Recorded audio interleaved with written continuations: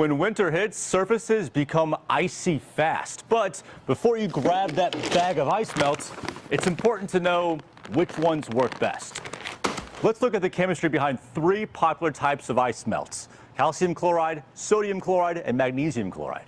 Ice melt works by lowering the freezing point of water. First, let's look at how ice forms. Because of the molecular structure of water, molecules join and freeze together in the shape of hexagons. The different chloride or salt solutions, known as ice melts, disrupt the formation of the ice by interfering with the molecular structure.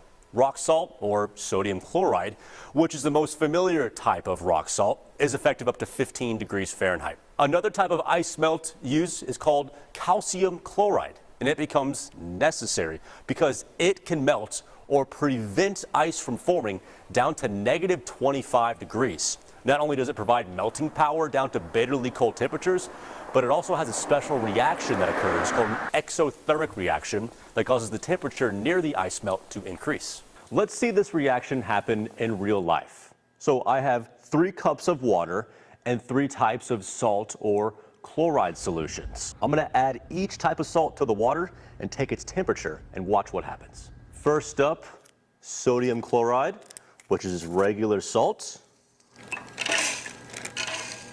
Let's give the temperature a check inside of the rock salt. It's about 66, 67 degrees. Still about the same. Now to the calcium chloride. The temperature immediately shot up around 10 or 15 degrees. That's because of the exothermic reaction. It's giving off heat. You can tell by each type of test here that the calcium chloride is by far the stronger of the types of ice melt. But this is just water. Let's see how it performs breaking the ice. Let's give it a second and see how the ice starts to melt on these different types. So after about a minute, I can already hear the ice cracking on the magnesium chloride, the calcium chloride.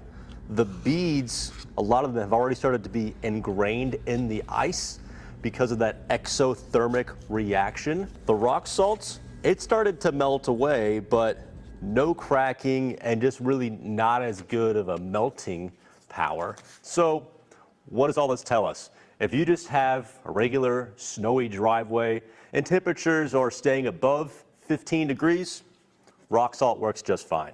If you have a really icy driveway and it's very cold outside, let's say negative 20, calcium chloride will be your best bet. So I hope you learned something and I hope you know the right type of ice melt to buy no matter how cold it gets this year in Kansas City.